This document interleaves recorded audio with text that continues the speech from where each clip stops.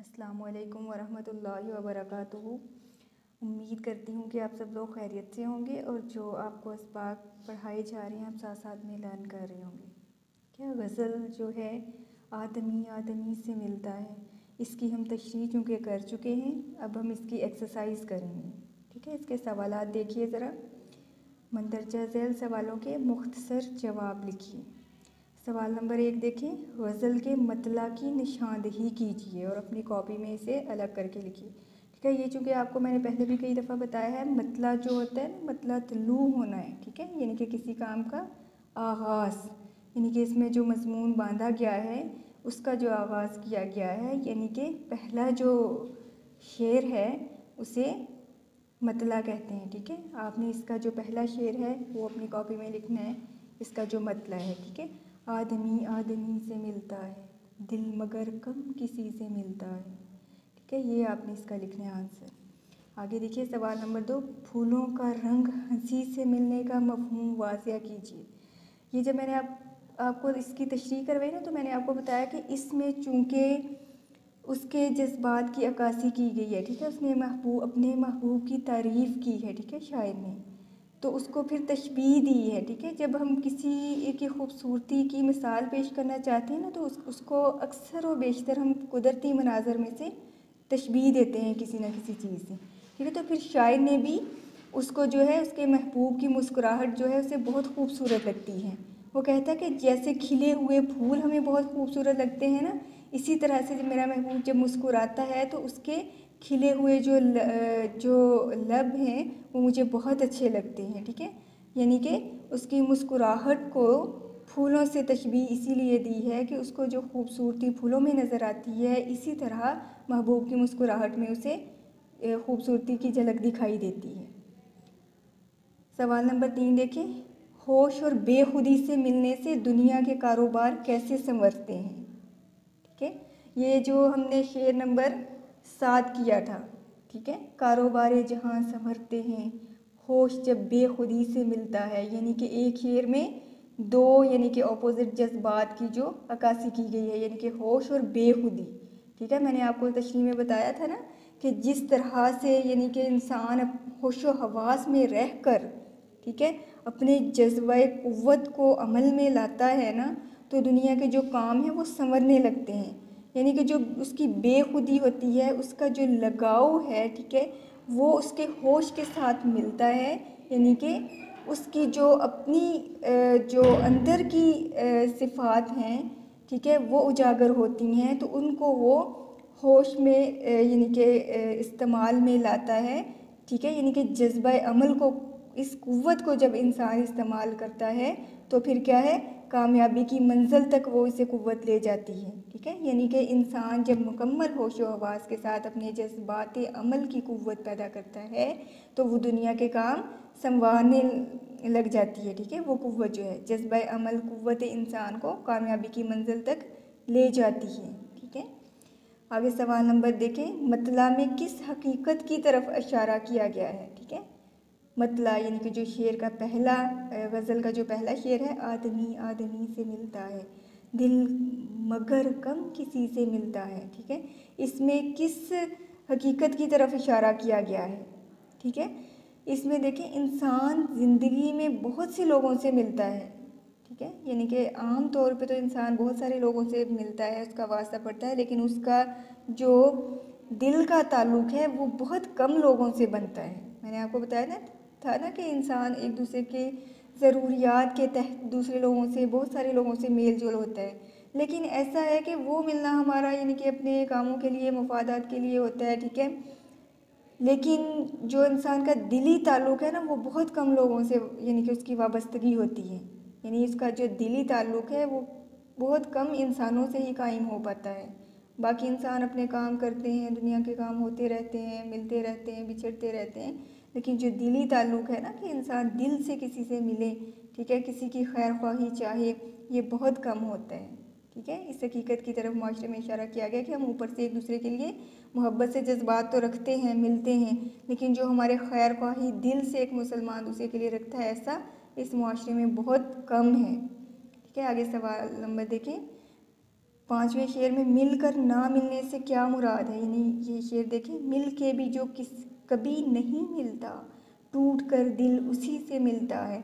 यानी कि इसमें कहा गया है कि इंसान जो है ना, कई लोगों के साथ कई अरसा मिलने के बावजूद भी, ठीक है, जो दिली ताल्लुक़ उसका नहीं ना बनता, यानी मिल के जो कभी नहीं मिलता, यानी कि बज़ाहिर तो दिखने में मिलते हैं लेकिन जो दिली ताल्लुक़ हमारा उससे कायम नहीं हो पाता, ठीक है।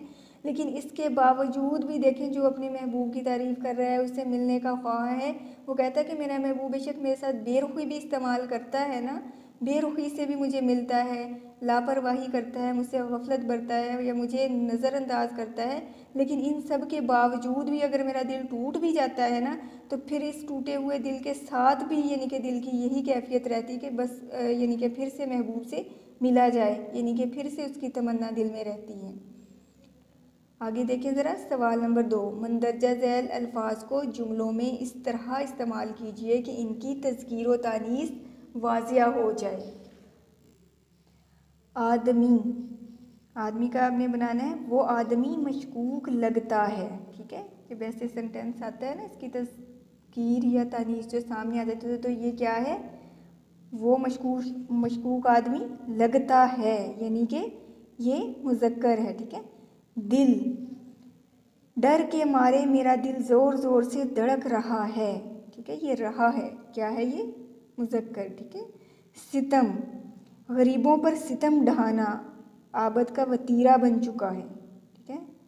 आगे देखें, सितम जुल्म, ठीक है, ये भी आपको पता है चूँकि इसकी तज़कीर जो है वो वाज़िया हो रही है। हंसी, हंसी, ये लफ्ज़ से पता चल रहा है ना, उमर ने ऐसा दिलचस्प लतीफ़ा सुनाया कि फ़ौरन मुझे हंसी आ गई, ठीक है, यानी इसकी तानीस वाज़िया हो रही है। क़यामत, जब क़यामत आएगी तो हर चीज़ ख़त्म हो जाएगी, ठीक है, यानी आप बहुत सारे अब इस लेवल पे हैं, कोई भी इसका जुमला बना सकते हैं, ठीक है। होश, मरीज़ को होश आ गया है, ठीक है, इसकी भी आपको तज़कीर और तानीस में फ़र्क वाज़िया हो जाता है। होश आ गया है यानी कि तज़कीर है इसकी, ठीक है। रूह, अल्लाह ताला के ज़िक्र से रूह राहत पाती है, ठीक है, यानी कि मुअन्नस है इसकी, ठीक है। हमसायगी, हमसाया, ठीक है, वो क्या आता है, मुज़क्कर में हमसायगी, ठीक है, ये फिर उसकी तानीस है, ठीक है। अच्छी हमसायगी ये भी एक अल्लाह ताला की बहुत बड़ी नेमत है, ठीक है। आगे देखें ज़रा सवाल नंबर 3, मंदरजा झैल शेर की तशरीह कीजिए। मिल के भी जो कभी नहीं मिलता, टूट कर दिल उसी से मिलता है। इसमें जो जिगर मुरादाबादी हैं अपने महबूब के सितम का जिक्र करते हुए कह रहे हैं कि मिल के जो कभी नहीं मिलता, यानी कि उसका मिलना भी ऐसा है कि उसका वो नज़रअंदाज करता है, उसको बेरुखी उसके साथ बरतता है, ठीक है, उसकी यानी कि इस तरह से उससे मिलता है कि उसका मिलना भी उसे ना मिलना ही मालूम होता है। यानी कि ज़ाहिर है जब किसी को नज़रअंदाज कर दिया जाए, ठीक है, उससे बेरुखी बरती जाए, तो फिर उसका जो मिलना भी ना मिलने के ज़मरे में ही आता है। तो फिर इसमें शायर कहते हैं कि उसका मिलना भी ऐसा है कि वो ना मिलने में ही आता है, ठीक है, यानी कि मेरा उसकी बेरुखी से, उसके ऐसे बर्ताव से दिल तो टूटता है, लेकिन फिर दिल टूटने के बाद भी बाज़ दफ़ा होता है ना कि इंसान उस चीज़ को या मतलब उस इंसान को छोड़ना चाहता है, लेकिन दिल की कैफियत शायर इसमें कह रहे हैं कि फिर ऐसी ही है कि दिल टूटने के बावजूद भी फिर उसी की तमन्ना करता है कि फिर उसी से मिला जाए,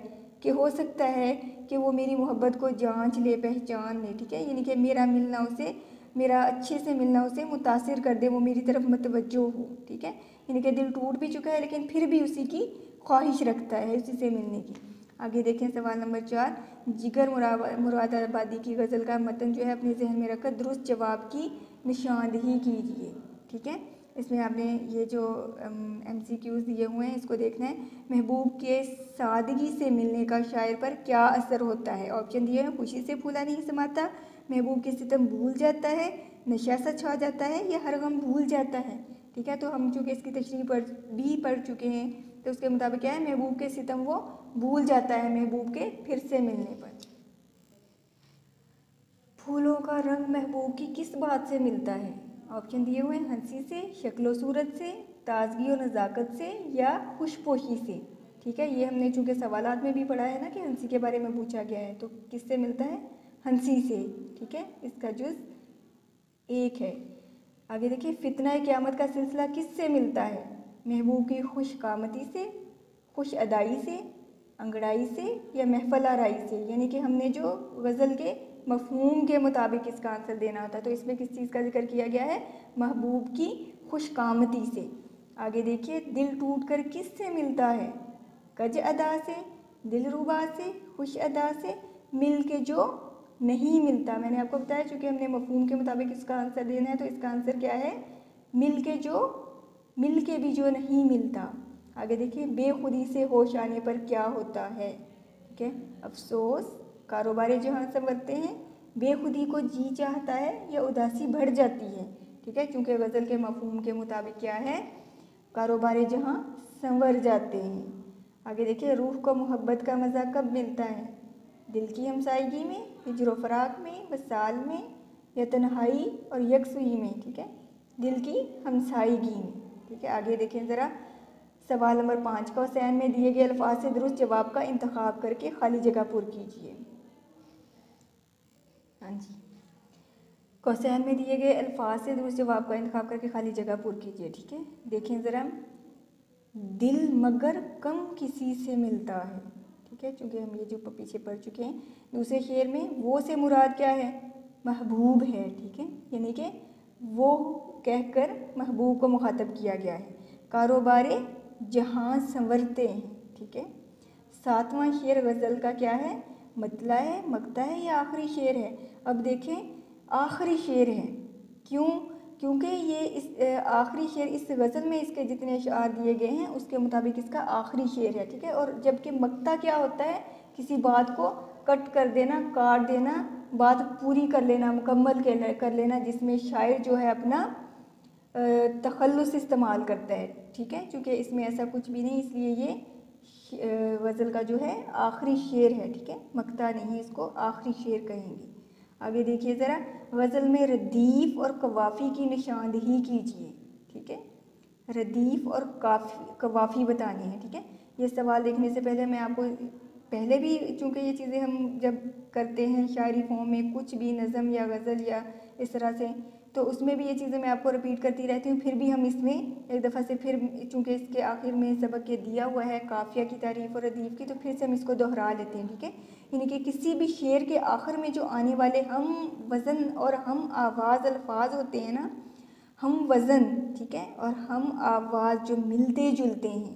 ठीक है, यानी कि जो एक जैसी सूरत रखते हैं। ठीक है, और एक जैसे बोलने में, यानी कि हम आवाज़ लगते हैं। ठीक है, मिलते जुलते हैं, वो क्या कहते हैं?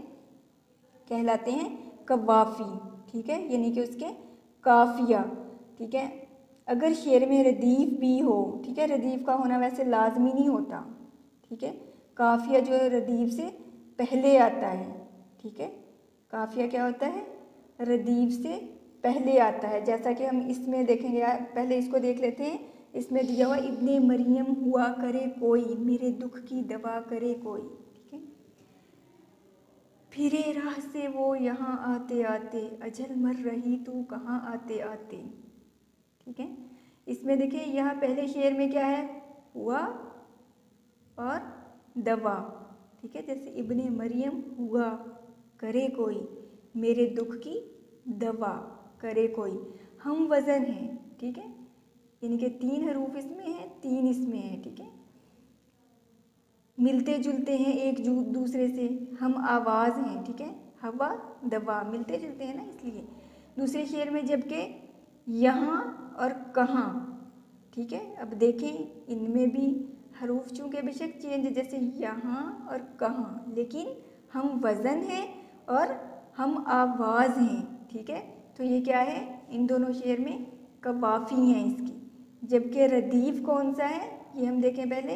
किसी शेर में काफ़िए के बाद आने वाले एक जैसे अल्फाज जो, यानी कि नज़म में, गज़ल में, या किसी मतलब शेरी फॉर्म में बार बार दोहराए जाते हैं। ठीक है, एक जैसे लफ्ज़ जो होते हैं, एक जैसे या लफ्ज़ या अल्फाज जो होते हैं, जो बार बार यानी कि दोहराए जाते हैं, ठीक है, क्या कहलाते हैं? रदीफ़ होते हैं। अगर गज़ल के मतला में रदीफ़ मौजूद हो तो बाकी अशआर के दूसरे मिसले में रदीफ़ आती है। ताहम गज़ल जो होती है गैर मुरद्दफ़ भी होती है, यानी कि बग़ैर रदीफ़ के भी हो सकती है, ठीक है। अब देखें इन्हीं अशआर में जो रदीफ़ हैं वो कौन से आए हैं? करे कोई, ठीक है, दोनों में आखिर में आ रहा है ना, उसी को दोहराया जा रहा है, करे कोई, ठीक है। और इस दूसरे वाले मिसरे में क्या है? आते आते, ठीक है, यानी कि शेर है, सॉरी, आते आते, ठीक है। फिर राह से वो यहाँ, फिरे राह से वो यहाँ, आते आते अजल मर रही तू कहाँ, आते आते, यानी कि आते आते वाला यहाँ पे रदीफ़ है, जो एक जैसे अल्फाज हैं और पहले मिसरे में है, दूसरे में भी वही दोहराए जा रहे हैं, ठीक है। अब देखिए हम इस जो गज़ल के पहले रदीफ़ देखते हैं, इसका क्या है? रदीफ़ क्या है? मिलता है, ठीक है। देखिए ना, पहले मतला में दोनों में है दोहराया गया, फिर एक एक मिसरे में वही लफ्ज़ दोहराया गया है, ठीक है, मिलता है। आगे इसके जो कवाफ़ी हम देखेंगे वो जैसे आदमी, किसी, ठीक है, सादगी, हंसी, ठीक है, कामती, उसी, ठीक है, फिर खुदी, फिर हमसायगी, ये क्या है? इसके कवाफ़ी हैं, ठीक है।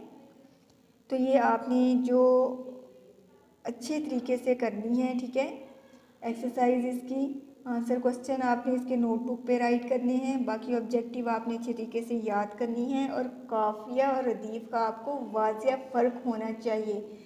नॉर्मली क्या करते हैं बच्चे, इसको अदल बदल कर देते हैं इसका, ठीक है, यानी कि जो कवाफ़ी हैं उसका रदीफ़ और जो रदीफ़ है उसका कवाफ़ी, आपने ऐसा नहीं करना, ठीक है। यानी कि रदीफ़ जो होता है वो चूँकि एक ही लफ्ज़ या फिर अल्फाज होते हैं जो गज़ल में बार बार यानी कि दोहराए जाते हैं, ठीक है, वही। जबकि जो कवाफ़ी होते हैं, काफ़िया होते हैं, वो हम वज़न और हम आवाज़ अल्फाज होते हैं, रदीफ़ से हमेशा पहले आते हैं, ठीक है। ये आपने इस फ़र्क जो है इसको याद रखना है, ठीक है, इसको जहन ही रखना है, ठीक है। किसी भी नज़म में या गज़ल में या हमद में इस तरह से शेरी फॉर्म में किसी में भी पूछा जाता है तो वो फिर आपने बताना है इसका, ठीक है, और जहन में रखना है, ठीक है, इसको मिक्स नहीं करना। ये आपने बल्कि ऐसा करना है कि काफ़िया और रदीफ़ की तारीफ़ भी आपने इसको नोटबुक पे निकाल के लिखनी है विद एग्ज़ाम्पल। मैंने आपको बताया था ना कि मश्की सवालात में जो मश्की ग्रामर है ये भी शामिल है, ये भी आपने अच्छे तरीके से याद करनी है मिसालों के साथ, ठीक है, साथ में इसकी मिसाल भी देनी है। इसको नोटबुक पे आपने निकाल के लिखना है और अच्छे तरीके से इसको याद भी करना है। और आपने बताना है गज़ल और नज़म का फ़र्क, ठीक है, जो कि यहाँ पे सवाल जो दिया हुआ है, गज़ल और नज़म का फ़र्क बताना है, ठीक है। नज़म किसे कहते हैं? नज़म का चूँकि लग़वी माना होता है कि पिरोना, ठीक है, किसी यानी कि अल्फाज को मोतियों की तरह पिरोना। जैसे कि हम मोतियों को पिरोते हैं ना, इसी तरह अल्फाज को खूबसूरती के साथ पिरोना, एक लड़ी में, ठीक है, तरतीब देना, बंदोबस्त करना, यानी कि जो कलामी मौजू बना देना उसे, ठीक है, यानी कि शेर की सूरत में, यानी अल्फाज को मोतियों की तरह इस तरह से पिरोया जाए कि वो फिर मौजू कलाम जो शेर की सूरत में हमारे सामने आ जाता है, ठीक है। जबकि गज़ल की क्या माना है? लुगत में जो गज़ल के माना है वो औरतों से बातें करना है, ठीक है, यानी कि औरतों के साथ बातें करना, ठीक है, या औरतों की बातें करना, ठीक है। इस्तिलाह में जो गज़ल है ना, शायरी की वो किस्म है जिसमें हुस्नो इश्क के मौज़ूआत और तजर्बात जो हैं वो पेश किए जाते हैं। जैसा कि इस गज़ल में शायर ने अपने महबूब की तारीफ़ बयान की है, ठीक है। इसी तरह से गज़ल को जो है ना, यानी कि यही जो इसकी सिफ़त है, ठीक है, मखसूस अलामतें हैं, यही यानी शेर की दूसरी असनाफ से मुमताज़ करती हैं। हुस्न व इश्क के साथ साथ गज़ल में ना तसव्वुफ़, इखलाक और जो हयात व कायनात के दूसरे मज़ामीन हैं वो भी मिलते हैं, ठीक है। गज़ल के पहले शेर में यानी कि जो पहला शेर होता है वो दोनों मिसरे क्या होते हैं?